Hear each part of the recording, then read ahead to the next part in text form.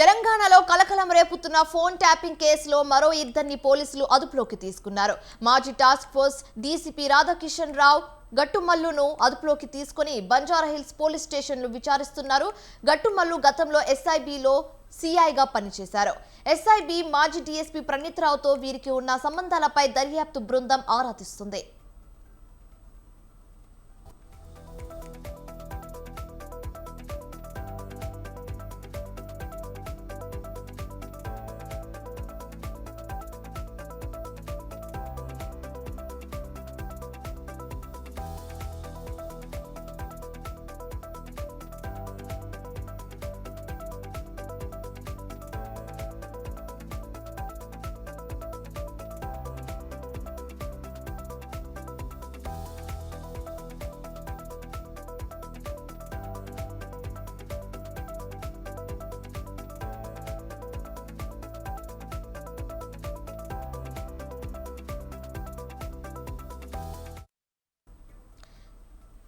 ఇక ఈ కేసులో ఇప్పటికే ప్రణీత్ రావుతో పాటు అదనపు ఎస్పీలు భుజంగరావు తిరుపతన్నను అరెస్టు చేశారు. ప్రముఖుల వ్యక్తిగత విషయాలపై వీరి నిఘా పెట్టి ప్రభుత్వం మారక హార్డ్ డిస్క్లను ధ్వంసం చేసినట్లు వీరిపై ఆరోపణలున్నాయి.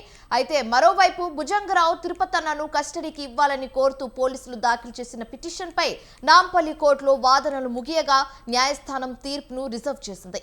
ఇక ఇదే అంశానికి సంబంధించి మరింత తాజా సమాచారం మా ప్రతినిధి ఉషా లైవ్ ద్వారా అందిస్తారు. ఉషా, చెప్పండి. శివాని, ఫోన్ ట్యాపింగ్ వ్యవహారంలో రోజుకో మలుపు తిరుగుతోంది. ఇప్పటికే ఫోన్ ట్యాపింగ్ వ్యవహారంలో ప్రణీత్ రావుని కస్టడీలోకి తీసుకున్నటువంటి బంజారాహిల్స్ పోలీసులు 7 రోజుల పాటు విచారించారు. విచారణలో భాగంగా తను ఇచ్చినటువంటి ఇన్ఫర్మేషన్ని బట్టి ఇద్దరిని, ఎవరైతే మాజీ ఎస్పీలుగా ఉన్నటువంటి ఎస్ఐబిలో ఎస్పీలుగా ఉన్నటువంటి భుజంగరావుని కావచ్చు, తిరుపతన్నని కూడా అరెస్టు చేసి నాంపల్లి కోర్టులో ప్రొడ్యూస్ చేశారు. నాంపల్లి కోర్టులో వీరికి 14 రోజుల రిమాండ్ విధిస్తూ చెంచల్గూడ జైలుకి అయితే తరలించడం జరిగింది. తాజాగా చూసుకున్నట్టయితే ఈ కోర్టు తీర్పు ఏదైతే బంజారాహిల్స్ పోలీసులు వేసుకున్నటువంటి కస్టడీ పిటిషన్ ఏదైతే ఉందో దాన్ని రిజర్వ్ చేస్తున్నట్టుగా నాంపల్లి కోర్టు జడ్జి పేర్కొనడం జరిగింది. ప్రస్తుతం చూసుకున్నట్టయితే మనం బంజారాహిల్స్ పోలీస్ స్టేషన్ దగ్గర ఉన్నాము. బంజారాహిల్స్ పోలీస్ స్టేషన్లో ఇప్పటికే ఏదైతే A2గా ఎఫ్ఐఆర్లో A2గా నమోదైనటువంటి ఏదైతే రాధాకిషన్ రావు, అలాగే మిగతా ఎవరైతే ఉన్నారో రాధాకిషన్ రావుతో పాటు గట్టుమల్లు, అలాగే ప్రణీత్ రావు డ్రైవర్, ఈ ముగ్గురిని కూడా అదుపులోకి తీసుకున్నటువంటి పోలీసులు అరెస్టు చేసి మరి కాసేపట్లో నాంపల్లి కోర్టులో ప్రొడ్యూస్ చేసే అవకాశం ఉంది. ఫోన్ ట్యాపింగ్ వ్యవహారంలో రాధాకిషన్ రావు అనేక అభియోగాలు ఎదుర్కొంటున్నారు. మాజీ OSD టాస్క్ ఫోర్స్ డిపార్ట్మెంట్లో 2 దఫాలుగా రిటైర్డ్ అయినప్పటికీ విధుల్లో ఉన్నటువంటి రాధాకిషన్ రావు అనేక అంశాలు, అనేక అవకతవలు ఏదైతే తనని రాధాకిషన్ రావు ఎవరైనా టార్గెట్ చేస్తే వారిని అంతు చూసేదాకా వదలలేను అన్న ఒక ఇది కూడా ఉంది. తన మీద అభియోగాలు కూడా ఉన్నాయి. అలాంటి రాధాకిషన్ రావు ఈ మొత్తం కూడా ప్రణీత్ రావు చెప్తేనే చేశానన్న అతను కూడా స్టేట్మెంట్ ఇవ్వడం జరిగింది. కాబట్టి ఓవరాల్గా ఈ కేసుకి సంబంధించి ఇంకా చాలా మందే ఉన్నారు. ఈ కేసులో ఫోన్ ట్యాపింగ్ వ్యవహారంలో బడాబాబులే ఉన్నారు. కాబట్టి ఇప్పటికే ప్రణీత్ రావు ఇచ్చినటువంటి స్టేట్మెంటు, ప్రణీత్ రావు ఆదేశాల మేరకు ఎవరైతే రవిపాల్ తీసుకొచ్చినటువంటి అత్యాధునిక టెక్నాలజీ ఏదైతే ఉందో దానికి MLC ఒక అతను సహకరించారన్న అభియోగాలు కూడా ఉన్నాయి. కాబట్టి రవిపాల్ని కూడా కస్టడీలోకి తీసుకునే ఉద్దేశంలో అయితే బంజారాహిల్స్ పోలీసులు ఉన్నట్టుగా తెలుస్తుంది. మొత్తం మీద టెక్నికల్ ఎక్విప్మెంట్ ఏదైతే ఉందో ఇజ్రాయెల్ నుంచి వీరికి సమకూర్చినటువంటి వ్యక్తులు ఎవరు, కోట్లలో విలువ చేసేటటువంటి ఈ టెక్నాలజీ ఏదైతే ఉందో దాన్ని తీసుకొచ్చి ఏదైతే వితౌట్ ఫోన్ కాకుండా మనుషుల కదలికల్ని బేస్ చేసుకునే ఇది 3 మీటర్ల అడుగుల రేడియస్లోనే మొత్తం సమాచారాన్ని కూడా సేకరించే టెక్నాలజీ, అత్యాధునిక టెక్నాలజీ. దీన్ని ఉపయోగించి ఏదైతే గతంలో ప్రతిపక్షంగా ఉన్నటువంటి రేవంత్ రెడ్డి కావచ్చు, ఈ ప్రస్తుత సీఎం ఇంట్లో ఉన్నటువంటి జరిగేటటువంటి ప్రతి ఒక్క కదలికను కూడా వీళ్ళు క్యాప్చర్ చేశారు. వాళ్ళు మాట్లాడుకుంటే పర్సనల్ మాటలు కూడా వీళ్ళు క్యాప్చర్ చేశారన్న అభియోగాలు కూడా ఉన్నాయి. కాబట్టి ఈ కేసులో A1గా ప్రభాకర్ రావు, A2గా రాధాకిషన్ రావు, A3గా ప్రణీత్ రావు నమోదు చేశారు. కాబట్టి మొత్తం ఈ కేసులో ఇన్వాల్వ్ అయినటువంటి ప్రైవేట్ వ్యక్తులతో సహా అందరినీ కూడా విచారించడానికైతే రంగం సిద్ధం చేసుకుంటున్నారు. నిన్న రాత్రి కూడా కొందరిని విచారించినట్టుగా తెలుస్తుంది. ప్రస్తుతం గతంలో ఎలాగైతే బంజారాహిల్స్ పోలీస్ స్టేషన్ గేట్లు మూసి వేసి ఇన్వెస్టిగేషన్ మొత్తం చేస్తున్నారు. తాజాగా కూడా ఈరోజు రాధాకిషన్ రావు ఏదైతే విదేశాలకు పారిపోయారు, ప్రభాకర్ రావు ఏవన్గా ఉన్నటువంటి ప్రభాకర్ రావు విదేశాలకు అమెరికాకు పారిపోయారు. అతను కూడా ఒక ఉన్నతాధికారికి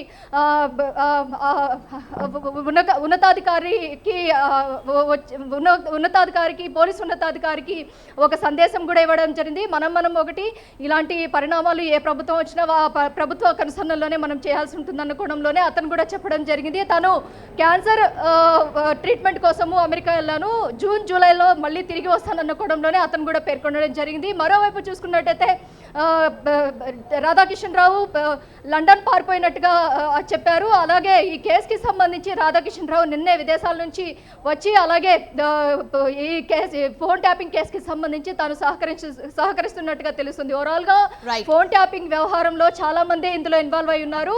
గత ప్రభుత్వ హయాంలో చాలా మంది మంత్రులు, ప్రస్తుతం మంత్రులుగా ఉన్నటువంటి మహబూబ్ నగర్ ఎమ్మెల్యే కూడా మొన్న కూడా ఒక స్టేట్మెంట్ కూడా ఇవ్వడం జరిగింది. ఇది ఖచ్చితంగా డీజీపీ కూడా ఒక లేఖ ఇవ్వడం జరిగింది, రఘునందన్ రావు ఇవ్వడం జరిగింది.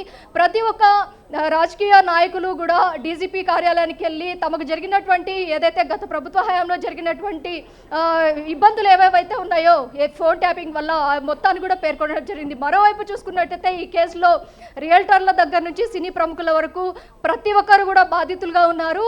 ఏదైతే హవాలా రూపంలో తీసుకుని వెళ్ళేటువంటి నగదుకు సంబంధించి కూడా అనేక మందిని కూడా వీళ్ళు ట్రాప్ చేశారు. అలాగే ఎలక్టోరల్ బాండ్స్ ద్వారా మొత్తం కూడా ఫండ్స్ని సేకరించి బీఆర్ఎస్ పార్టీకి మొత్తం ఈ ఫండ్స్ని ఇవ్వడం జరిగింది అన్న కోణంలో కూడా ఈ కేసులో కీలకంగా మారింది. ప్రస్తుతం ఈ కేసుకి సంబంధించి ఈరోజు నాంపల్లి కోర్టు ఎలాంటి కస్టడీ ఇస్తుంది, ఈ ముగ్గురు ఎవరైతే తిరుపతన్న, భుజంగరావు అలాగే ప్రణీత్ రావు ఇప్పటికే చంచల్గూడ జైల్లో రిమాండ్లో ఉన్నారు కాబట్టి వీళ్ళని కస్టడీకి ఇచ్చినట్లయితే వారితో పాటు ఈరోజు అరెస్ట్ అయినటువంటి రాధాకిషన్ రావు, ప్రణీత్ రావు డ్రైవరు, మరొక వ్యక్తి గట్టుమల్లు, ఈ ముగ్గురిని కూడా కస్టడీకి కోరే అవకాశం ఉంటుంది. ఓవరాల్గా ఫోన్ ట్యాపింగ్ వ్యవహారంలో ఈ కేసులో త్రవ్వే కొద్దీ అనేక మంది వ్యక్తులు కూడా ఇందులో వస్తూనే ఉన్నారు. ఈ కేసుకి సంబంధించి ఇంకా ఎంతమంది ఉన్నారు, ఈ కేసులో ఇంకా ఎంతమంది ఇన్వాల్వ్ అయి ఉన్నారు, ప్రభుత్వ పెద్దలు ఎవరెవరు ఈ కేసుకి సంబంధించి పురిగోల్పారి వీరిని ఏదైతే ఫోన్ ట్యాపింగ్ చేయవలసిందిగా రాధాకిషన్ రావుకి ప్రభాకర్ రావు కొన్ని నెంబర్స్ ఇవ్వడము, ఆ నెంబర్స్ని రాధాకిషన్ రావు ఎస్ఐబికి ఇవ్వడం, ఎస్ఐబిలో వీళ్ళే ఒక వింగ్ని ఏర్పాటు చేసుకొని మొత్తం ఈ ట్యాంపరింగ్ మొత్తం కూడా పాల్పడ్డారన్న అభియోగాలు ఉన్నాయి. కాబట్టి ఈ ట్యాంపరింగ్ మొత్తానికి కూడా వీళ్ళు ఏదైతే ఆ ప్రభుత్వ ఉన్నతాధికారులు చెప్పినటువంటి ఆదేశాలే కాకుండా వీళ్ళు స్వలాభం కోసం కొంతమంది వ్యాపారవేత్తలను కూడా బెదిరించినట్టుగా కూడా ఆరోపణలు ఉన్నాయి.